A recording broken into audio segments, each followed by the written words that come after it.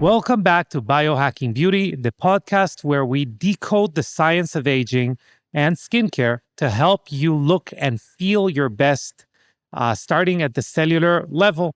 I'm Amitai Eshel.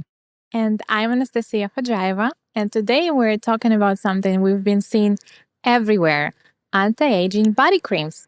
Seriously, it's becoming kind of a thing. Retinol for your thighs, glycolic acid for your arms, hyaluronic acid for your chest. People are applying basically their facial routine to their whole body now. Yeah, it's like your skincare routine just expanded from a few steps at the sink to a full body commitment after the shower. And brands are totally jumping on board. There are products everywhere promising smoother, brighter, tighter skin from head to toe.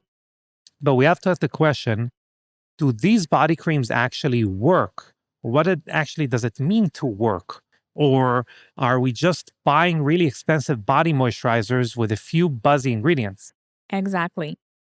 Because your body skin is not the same as your facial skin, and slapping a little retinol on your arms might not give you the results you're hoping for or you're marketed to. So in this episode, we're breaking it all down. What's really inside these trending products, how they're marketed, and whether they're doing anything beyond just hydrating. Plus, we'll talk about why your body skin is actually different, why it needs different approach if you're trying to get real anti-aging results.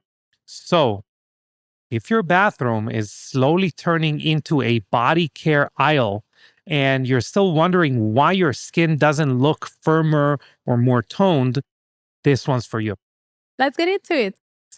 All right. So, let's talk about these so-called miracle body creams. What are people actually reaching for, right now? Honestly, it's the same lineup we've seen in facial skincare: retinol, glycolic acid, hyaluronic acid. But now they're in these big body cream bottles, often with words like firming and tightening. Yeah, right. And let's start with the I think the big one, retinol. Everyone thinks it's kind of the golden standard for anti-aging. And to be fair, it is great, but mainly on the face, in the right concentration too, and with the right support or the right kind of complex around it. Yeah, totally. So here's the thing: body skin is thicker and has slower turnover compared to facial skin. So, in theory, it actually needs a higher concentration of retinol to get any kind of meaningful anti aging effect.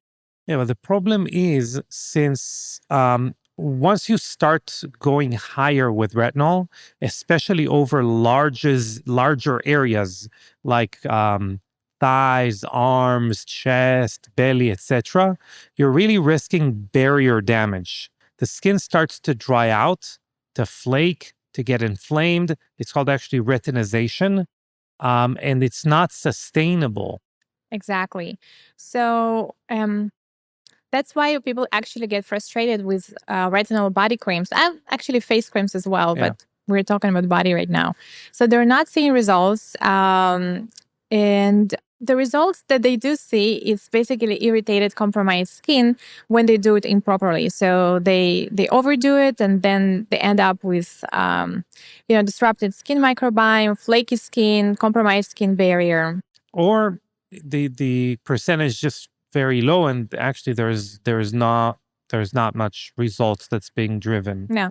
So yeah, if you're using retinol without the right barrier support, both in the face but mainly in the body, or without anything that promotes active repair, for example, which we're going to talk about, you're just setting yourself up for irritation, dryness, and flaking, which, spoiler alert, doesn't exactly equal firm, glowing skin.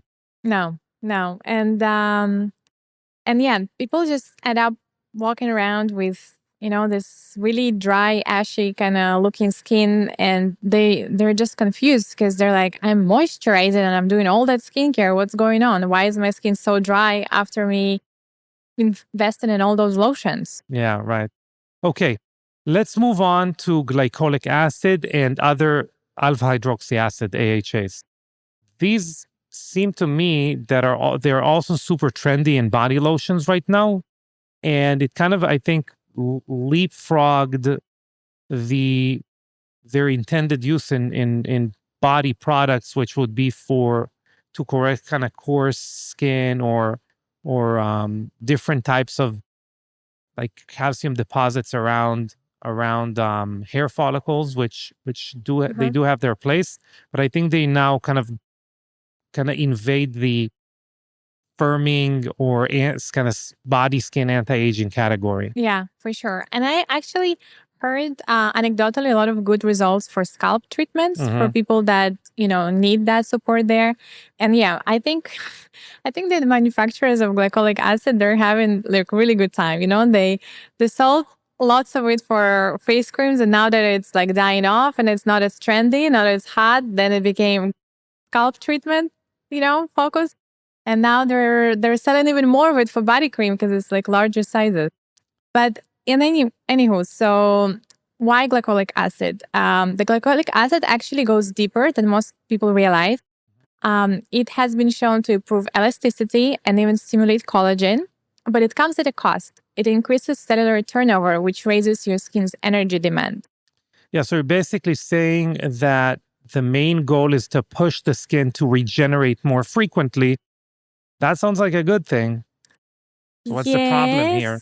Yes, yes, but when you think about the whole physiology and biology of your skin, if you're not using longevity molecules like NAD plus precursors or anything that supports mitochondrial energy and repair, the skin can't keep up. So over time, this constant stimulation without recovery can actually accelerate aging. Similarly, how hopefully most people know with everything else that you do for your body, be it workout or. Yeah, I think and that kind of correlates with the way that we formulated facial products. It's one of those tools that can be very powerful, but can also be overused and become risky if you're not supporting. First of all, if you're using it kind of at home, this should be something that's used by professionals. And if you're not supporting the biology underneath, it could kind of get, Exactly. yeah. Yeah. No, and that's also, like you said, we make like not over the counter. We make professional glycolic products that are only in use in office with professionals, highly trained, because it could be good. You just need to know, how to dose it and how to support, just Mhm. like you said. So for the body cream, though, for the body care, we use glycolic acid. It's from just regular over the counter body cream, you will get short term results like smoother texture or glow. But if you keep using it without real cellular support, you're basically overdrawing from your skin's repair bank. All right. I got it. Okay. Last one, I think, from the let's slap that on the label and see the money rolling in Yeah. is hyaluronic acid.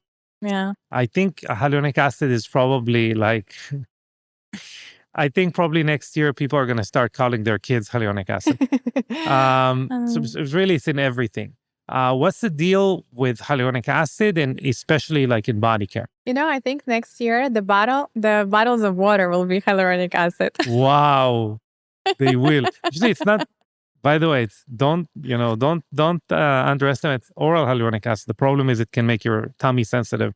Yeah. Um, yeah. Anyway, I actually remember when you had the podcast with Amy Killen, you guys talked all about oral hyaluronic acid yeah, supplementation, which overall we support, but again, you have to do it well. yeah, So hyaluronic acid is all about hydration. yeah. It helps skin hold water, which makes it look plumper, but it just temporarily. So like few hours max when you talk about body cream or facial care as well. Yeah. If your hero ingredients hyaluronic acid, it's literally nothing. It will do nothing except plump your skin for like an hour top. Yes, I think a lot of people ascribe traits to hyaluronic acid that are not there, but they're also ignoring the benefits of hyaluronic acid, which are skin barrier benefits, Mhm. rather than something on a cellular level that goes into your cells and correct some underlying condition, underlying problem.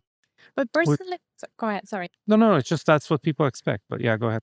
But I personally, I think if you're already looking to use hyaluronic acid for barrier support, there are better things for barrier support. There, you can improve your skin microbiome with different kind of like prebiotics, probiotics that already exist, for your skin. And you can also invest in something like biomimetic lipids, which will be the glycolipids, phospholipids, identical to your skin barrier, and that's really going to repair your skin barrier. Hyaluronic acid, that's the best that it can do for you, but is this the best choice? I don't think so. I think it has a place in formulation. I think Mm. it allows for a water-based product that supports skin barrier to some extent. I mean, it could be Mhm. one of the ingredients that supports skin barrier, where a product needs to be based on water rather than on lipids. Yeah. Having said that, yeah, I think we're saying kind of the same thing where that's not something you should be looking for in your skincare. Yeah, that's what I was referring to. Yeah, As a hero ingredient, I think you can do much better. But I agree with you. As one of the supportive ingredients, hyaluronic acid definitely has its place in water soluble products. yeah. And Absolutely. and I think the bottom line is it's not really changing anything long term. Yeah. So let's be clear: hydration does not equal firmness. Yeah. And yeah, I mean, if hyaluronic acid could tighten your face significantly, your neck, your thighs, everybody would have already done it, and we would all know about it. It just doesn't do it. Yeah, I think the takeaway is yes, the ingredients that we mentioned, retinol, hyaluronic acid, AHAs, glycolic acid, namely, uh, they can improve the look of your skin or the feel of your skin short term. You might get smoother texture, a little more glow, softer skin short term.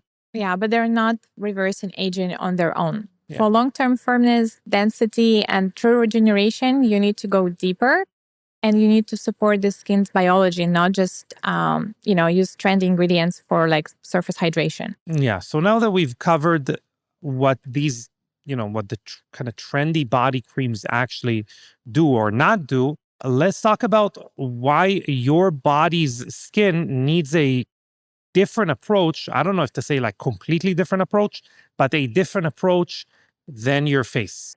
Yeah. And as we alluded before, it starts with biology. So the dermis on the body is significantly thicker in most areas, especially on the thighs, stomach, and upper arms. That makes it harder for ingredients to penetrate and actually create change below the surface. And that's not the only difference, I feel like. There is also the issue of cellular turnover on the body, which is much slower than on the face. So, cellular turnover, in other words, this is the rate of renewal. So, even when you're using the right actives, your skin is responding more gradually and it needs more recovery time, or the function of recovery needs to be more robust. Um, and the supportive, how we feel support needs to be a bigger part of the overall process. Exactly. And let's not forget about oil production. The face Yeah. has far more sebaceous glands, which helps protect and moisturize the skin naturally. The body has fewer of those, especially in the areas like arms and legs. So it's more prone to dryness, barrier damage, especially when people start using all those harsh ingredients we talked about, the retinol, AHAs. I'm excluding obviously hyaluronic acid from that. So, yeah, you need to make sure if you do use those products, you also have protective measures. And that's when we hear, especially from people who are very interested in the firmness of their skin as they grow older, that's when we start hearing things like my skin feels dry or itchy or I'm flaking, even though I'm moisturizing. Really, it's because these active ingredients are stressing the skin, and the body doesn't have the same built in tools to bounce back or to respond to that stimulation. Yes, and so that those a lot of the times were like some sort of internal processes, but there are also external stressors. Yeah. So think sun exposure, hormonal shifts, which are basically internal, weight changes, they all show up more dramatically on the body. We're talking about loss of elasticity, stretch marks, crepey texture. People complain about, and that's basically the number one complaint, I feel like, when it comes to, neck and chest, body, arm, and the, stomach as well. And so these are the reasons people start to feel self-conscious about the way their body skin looks. And then obviously, it makes you feel really bad. And I think now the addition of GLP-1s to the conversation, I think that's a big factor. Whether it is sarcopenia inducing, whether it is, in other words, whether it is depleting muscle mass, which would lead to less firm skin in the body, or not, or just depriving you of nutrients, which would make skin quality decline. In both of those areas, I feel like that's just another player that has changed the way that people's skin looks, especially in the body, also in the face. Obviously, there is the big discussion around Ozempic face. Yeah. But there's Ozempic also a butt? discussion. Yeah. There's also a discussion around Ozempic butt. Anyway, but this is not something a basic moisturizer can fix. These are structural changes in the skin, under the skin, and they need a repair strategy that goes way beyond surface level hydration. Yeah, the body skin doesn't just need skincare in that sense that you just care for the surface layer of your skin. It needs actually cellular support because, like you mentioned, it's all about skin integrity and makeup, and that really, really comes from within because none of the ingredients superficially can really go ahead and firm up your skin unless it comes from, unless these are the instructions your body tells your body to do. Yeah, and unfortunately, a lot of these products on the market, they don't address that at all. The formulation is when you formulate a product, you don't actually start with, oh, this is a cool ingredient. I mean, for the most part, oh, this is a cool ingredient, I'm going to make a product around that or anything like that. You're like, okay, what do I want to focus on as the end results? And for 99.9% of the product, it is, user experience. I want the user, after they put it, like for the next hour, to feel like they have a smoother or a more hydrated or softer skin. There's no cellular changes are irrelevant, I feel like. When other people formulate, yes, not when yes. we formulate. Yeah. But and also especially for the body cream, it is that moment of like, you think, like conventionally and marketing wise, when will a person use it? Right after shower. So it has to smell good, look good, make the skin look glossy and shiny, all like you said. And you're right, is if it feels good and there is immediate improvement in skin softness and appearance, most people will, be hooked on this product for a little bit until they see, okay, it doesn't actually help my crepiness of the skin. It actually like the results disappear within a couple of hours and then the skin is back to being itchy and red, Yeah. And I would say even companies who I feel like do a better job with formulation, for the real majority, what I see is they basically repurpose their face formulas, water them down a little bit because they need to be cheaper per gallon, right? Per bottle, and sell them in a bigger bottle. That's why you water them down with with an alternate label, like, for the body or whatever. Totally. And honestly, the minute you mentioned like Ozempic face as like Ozempic butt, I just now drew the connection why there is like such a boom of body creams. And I think it's definitely connected. I mean, No, I know, but sometimes it's like we get so I get it, focused Anastasia. on. You're saying, oh, I don't have Ozempic face and Ozempic butt. So, ooh, I never thought about that. I get it. Okay. But fine. but Most people are listening to this podcast, even people who are looking at the podcast, it's not like they can see their butt. So for the record, Anastasia doesn't have Ozempic butt. Okay, guys. God, yeah, but it's also you have this like really you can For think the record, outside. you're not even on Ozempic. I don't know even why. Listen, guys. I mean, I don't know why that is Uh, making it's such a big point to defend the yeah, natural, yeah. The nature of your tush. natural. But it is true that we live in like sometimes I think I stay in my own kind of bubble and I don't even like draw this connection. And you have like the broader look, and you can see this type of trends, and I don't know, connect the dots. So let's shift gears a little bit, and we have very very big news to announce, and that's not very good to say. I don't know. When I said big news, I thought about that.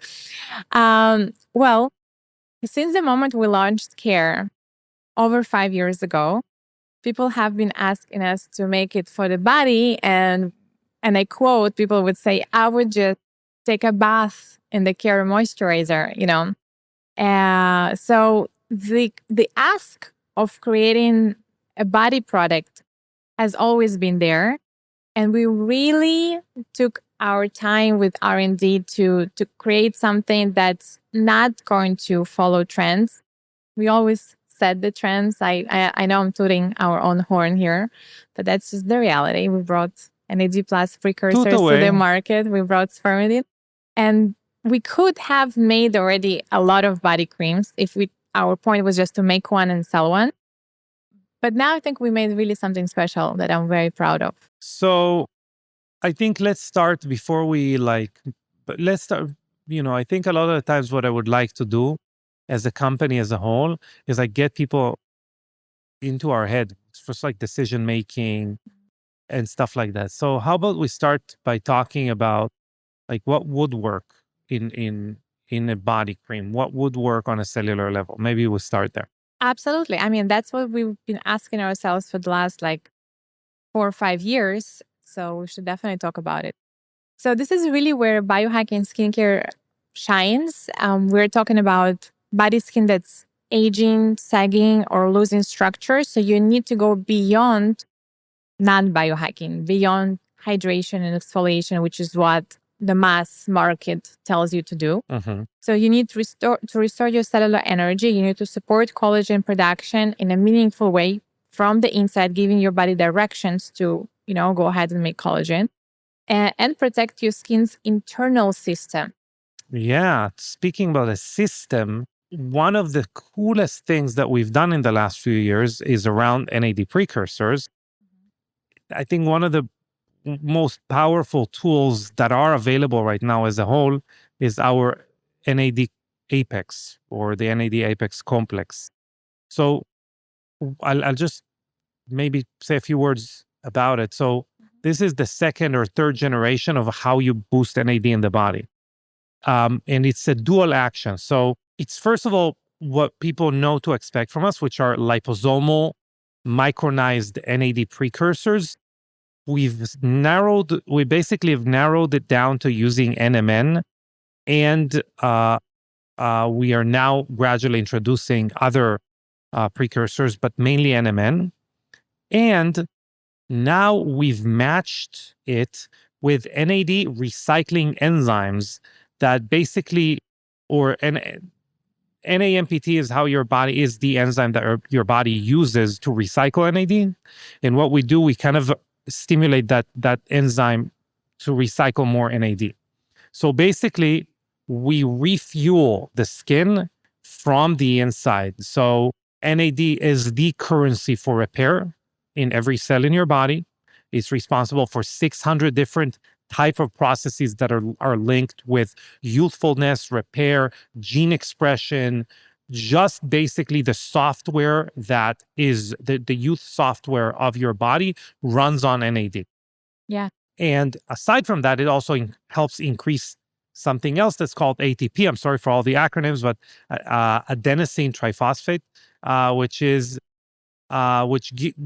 basically the energy in your skin, which gives the skin cells the energy they actually need to repair themselves. So you're running that youth software and you're giving the body the energy to repair itself. Yeah. And I mean, we already had podcasts on NAD that are like an hour long, and we can go even longer. We can do it again, I think, like once in a while. I think also to just drive the point home, like if you don't have NAD in your body suddenly, for whatever reason, you would die in 10 seconds. That's how vital this is. Yeah. And then also, just to understand, they should have like an X-Men character that takes away NAD from people's bodies.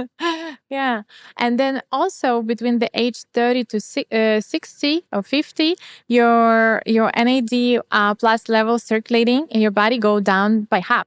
Mm-hmm. So that's, for those of you listening, and, if you're already closer to 50s and 60s, now that you have half of the amount. So now you know why, Yeah. And I mean, like, not have enough energy to repair something. That's how the damage accumulates. So also NAD plus activates fibroblasts. So this, like in the complex that we developed, the NAD plus Apex, one of the really special outcomes is the activation of fibroblasts. These are the cells that are responsible for making collagen and elastin. So you're not just masking aging, you're actually building structure back into the skin from the inside out. Plus, it reinforces the skin's resilience and helps restore vitality where it's been lost. Yeah. And I think although we've tooted the horn of NAD Apex, there is another ingredient that we love and that we brought to the market. That we brought to the market, and in my opinion, is the most effective at creating visible change in skin tissue, which is called spermidine. Yeah, which is brought to the market of skincare to be. Yeah. We've developed it with the company that one of their members is the guy who won the Nobel Prize for autophagy. Yeah. Which their board member also David Sinclair. wrote a very famous book. Yeah. So yeah, it's a longevity molecule that activates autophagy, which is your skin's or your body's natural cleanup recycling systems. It takes basically old damaged components like collagen, like elastin, like anything really, mitochondria, and it clears out those damaged components, by the way, including senescent cells. So and it can actually then use those components to build new fresh components. That's why it's so cool. It's not only like taking out the old collagen, it can actually then use it as building blocks for newer collagen. Yeah. If people take like collagen powder, right? Mm-hmm. And they think that is collagen that their skin is now going to receive. No. What it does, best case scenario is the body then breaks down that collagen in your gut and has building blocks now to create collagen. So here you're doing it out of your own reservoir of old collagen, which I think is insane. And the same thing could be said for mitochondria, for, again, anything. So that healthier, more youthful, more functional, more youthfully functioning skin can then regenerate much faster. Yeah. Or much better. Yeah. I mean, honestly, I think you really did a great job summarizing why spermidine doesn't just support cleanup, but actively rejuvenates and, supports like real body care and the longevity aspect of it.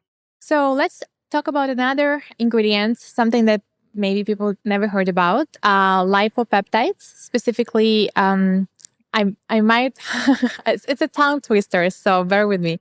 Capriol tetrapeptide 3 and palmitoyl hexapeptide 12. These are bioavailable peptides delivered through lipid carriers, so they penetrate deeply and stimulate collagen, elastin, and even hyaluronic acid synthesis. So you make your own hyaluronic acid. So so maybe you should talk a little bit about what they do, what they target, what areas do they target, specifically? Yeah, so they're incredible for targeting areas of laxity, like thighs, arms, or the stomach, because they help visibly tighten and tone the skin. And they also strengthen the skin hydration barrier, which is, like we talked about for the body, since you don't have sebaceous glands, that's a huge miss. That's a huge issue. Yeah.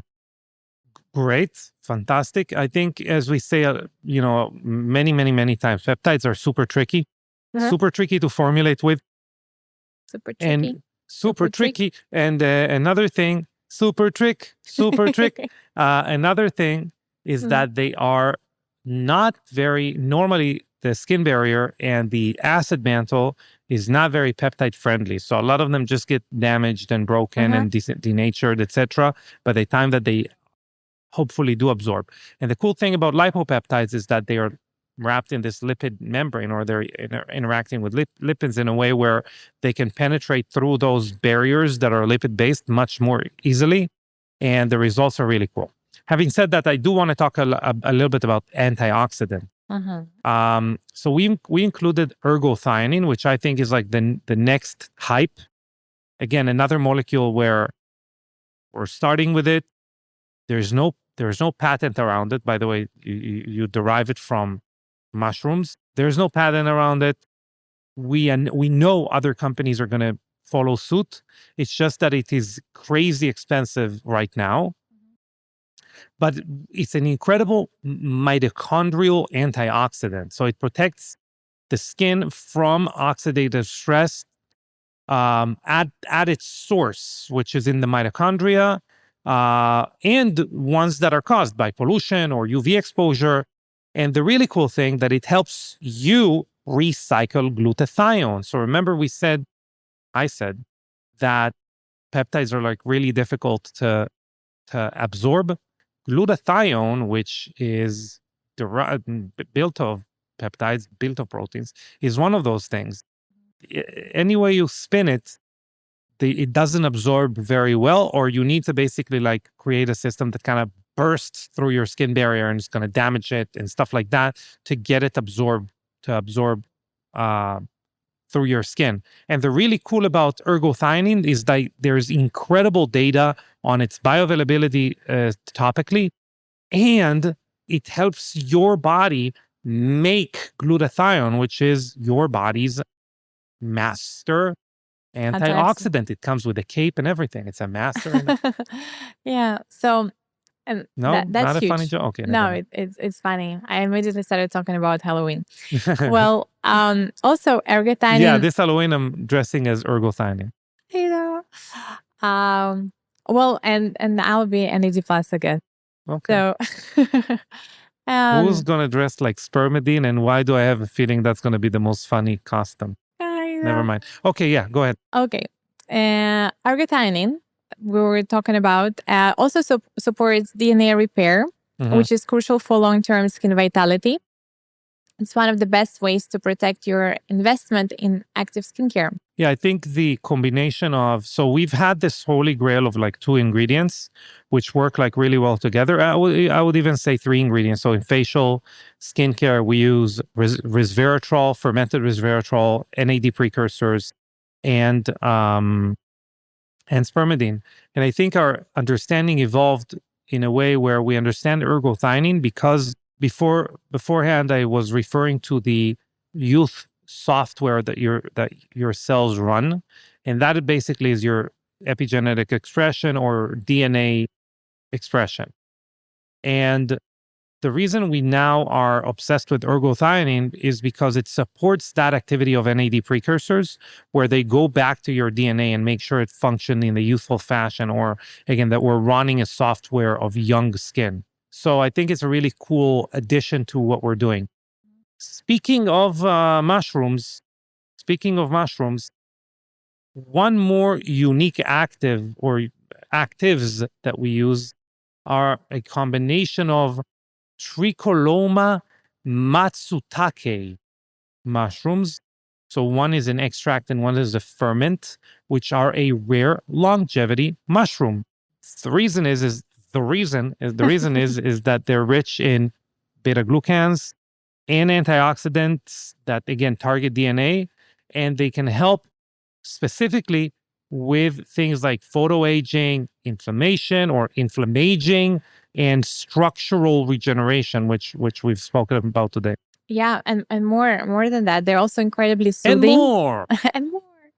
They're also incredibly soothing, especially for skin that's been stressed or compromised. And we talked about our Yeah. body skin to be constantly bombarded with external stressors.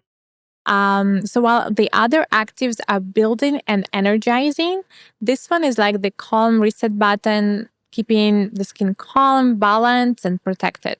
It's So always about like the team, you know? yeah. So all of the ingredients, they have to be good team players and they have to make a good team. Yes, and I would say so. We kind of mentioned also the GLP-1 agonists. Wegovy, Monjaro, Good job, you know them all. Ozempic, etc. Semaglutide. Not for my personal journey though. No, no. Anyway, but we mentioned those things. I just want to mention them because someone's going to say, "But that's not the one I'm using." So no. So all of the GLP-1, GLP-3 agonists. Um, One of the things that they're doing, they're making it very hard for the body to absorb nutrients, or they're making it more difficult. And there are two things that we've aimed to do with the body cream. So I think one thing that we should mention, if you are on one of those, you really want to make sure you're eating enough protein and lifting heavy weight. That's going to be the thing that's going to maintain the form of the way that your skin is draped on your body most effectively. Having said that, even if you do all of those, there are micronutrients, there are things that are derived from food, like things that we mentioned, like NAD, like spermidine, like, antioxidants, things like that, that are now going to be less available. And when you grow older, as you say often, is that the skin is this the skin is just not prioritized. Uh-huh. So, one of the things that we've done is we said that 20% of American population right now is on a GLP-1 agonist. Wow. Yeah. That's crazy. Yes. It's a new statistic that I've just learned actually. Yeah. And Like when you talk to Dave Asprey, he often said, "Oh, I didn't know that." So that's my moment. Oh, I didn't know that. I have a feeling you know about skin way more than Dave Asprey. Shout out to Dave Asprey though. He was very nice to Well, us. he was great, Yeah. honestly. And I love it how when you go to podcasts, which you are requested to come and talk about skin health and explain about Young Goose, you basically talk about science and you like never really plug in our product. So then it becomes the job of the host to be like, okay, so what product do I use? So what should I apply first? Yeah. How many times a day? Because like by yourself, you will never say that. That's You're so nice about it. Like you're really not salesy. And I think that's really honorable thing. And that's why it's so pleasant to use to listen to your podcast appearances. Thank you very much. You are also great. Thank you. No, but what I want to say is that this product, so we know, you and I know that there is going to be an incredible, a crazy push for products that allegedly compensate for. Oh yeah, they're already there. They're already there. So Yeah. Image just launched Volulift, which is Yeah. So I did know about products. Remember how I said in the beginning of this podcast, like I didn't connect the dots between the body care and the the drastic weight loss that this 20% that are on Ozempic experiencing. I did know about facial products, and also like there are so many modalities. Also like radio, microneedling radio frequency that promises to tighten your face after you lost facial volume. I just didn't think about the body products. Actually, by the way, shout out to microneedling. This is something that, again, should be done, especially in the body, with a professional that really understands that. Yeah. But I think microneedling for the body, when someone is interested in like firming the skin, is something that could be very helpful. Yeah, especially microneedling without radio frequency. Without radio frequency. Especially if you're talking about being special. No, especially if you're talking about the recovery, if you're good with the recovery portion, if you're using, again, NAD precursors, things like that. But my point was, these are not prioritized by the body to go to the skin anyway, number one.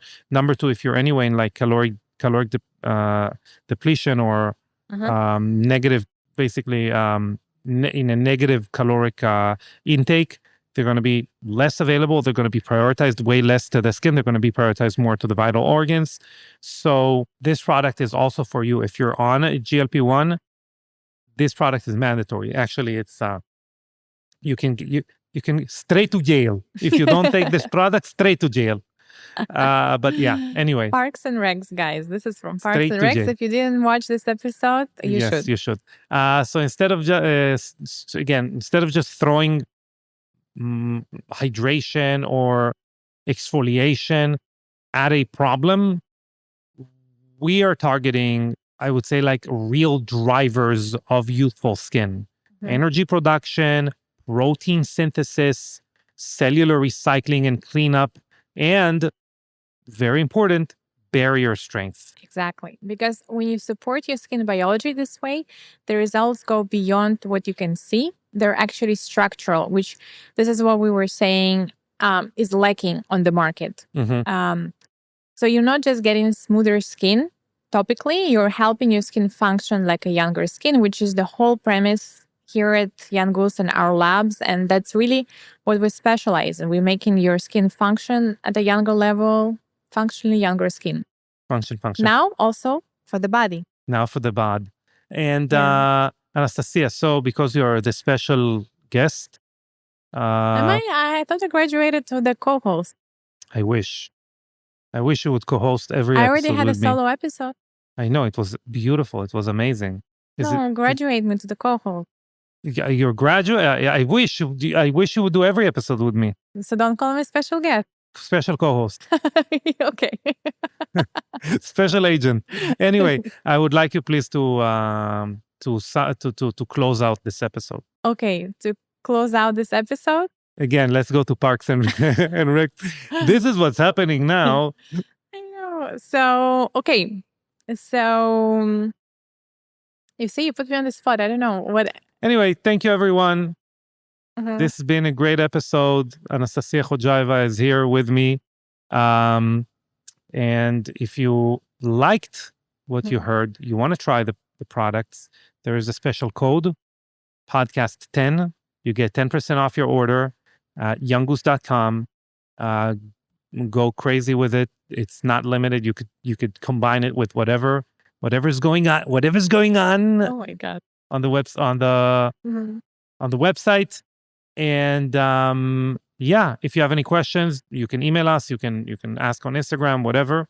And we'll see you here next time. Thank you, Anastasia, for being an amazing co-host.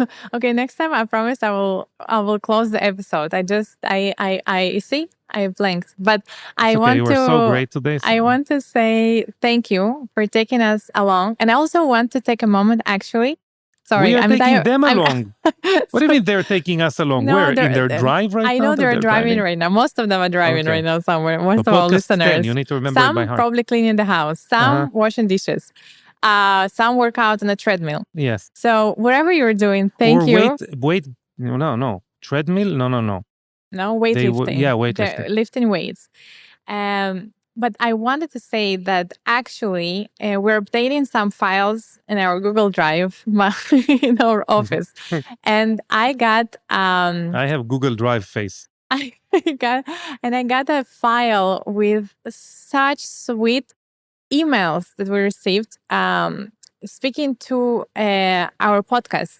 Thanking for our podcast. Like really, really sweet ones. Right now, I don't have them handy. And I know we will in the future read some of them. I just wanted to take a moment and thank everyone that sent a sweet note, whichever way possible, be it the email, DM on Instagram. Thank you guys. It really means a lot. But if you didn't, and you want to, and you know who you are, the best place to do it is actually in the review section with the, wherever you consume this podcast. So if it's Apple Podcasts, leave a review, Spotify or YouTube, leave a comment. That really helps us. And that's something that we see first. So thank you. And thank you. And thank you. That's it. Bye-bye. Bye.